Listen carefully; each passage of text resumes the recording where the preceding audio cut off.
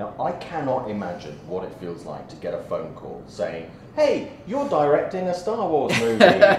So your phone goes, you pick it up, someone says you've got the job. What is that like? What happened?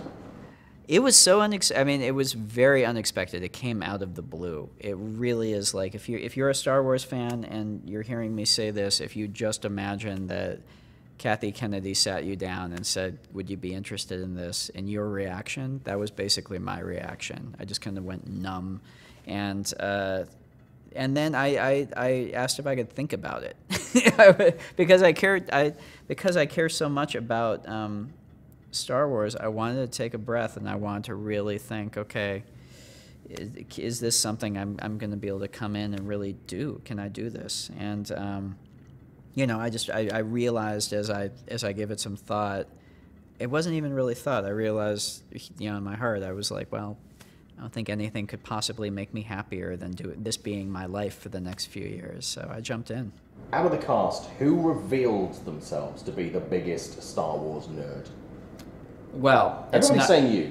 Really? Wow. No, I was going to say it's not a big reveal because he wears it on his sleeve, but John Boyega is the biggest Star Wars nerd I know in the world, and it's wonderful seeing how gleefully happy he gets, like just on set, like looking at the props and stuff, and like, although Kelly Marie Tran is kind of a stealth Star Wars nerd, she was really and it cracked me up. I would always make fun of her because she was more of a Harry Potter fan coming into it. So I would always try and, like, because I actually know Harry Potter really well. I love that series and the books. But I would be like, you know, I would come up to her and say, so this character, he's kind of like Voldemort and from the Harry Potter books. And I would just casually get the names wrong, and I would see her just start fuming and not know whether she should correct me or not. So anyway. It's a cast full of nerds, though. Talking about Harrys, we kept hearing about people who would be doing potential cameos in the movie. One of those is Prince Harry and Prince William as stormtroopers. We know they came on set. What happened? What went down? Well, I can't speak as to whether they're in the movie or not, but they came and visited set, and I got to see the princes hug Chewbacca, which was maybe one of the more surreal juxtapositions in life. Seeing Harry just kind of like go in completely for a Chewbacca hug. But they were lovely, man. It was really nice having it. And I think they're real Star Wars fans, you know, which is pretty cool. So we're going to do a premiere in London, and, you know, it's going to be fun. Are they going to be there?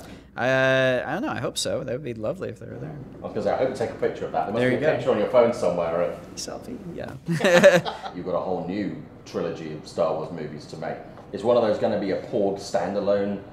Oh, the whole thing is a Porg trilogy. It's just Porgs, and there's an unsubtitled Porg dialogue for 3 movies. It's a domestic drama. It's set in Manchester. It's just a black and white, very grainy film. Now, it's going to be kind of like a Mike Lee take on Porg domestic life. No. You mentioned Harry Potter. I actually spoke to Daniel Radcliffe quite recently. Yeah. He would love to be in a Star Wars movie. You've also got 3 more to make. But he says they won't do it because he's been in Harry Potter. He's a damn good actor, man. Well, there's always the ping pong ball suit. There's always the Andy Serkis route. You could always mocap him or, you know, put a bunch of stuff on him or, I don't know. That's interesting. Well, there you go. Or just make him Harry Potter and put him in it. Crossover. Imagine the crossover possibilities. Oh my God. I'm getting Kathy on the phone right now. This is gold.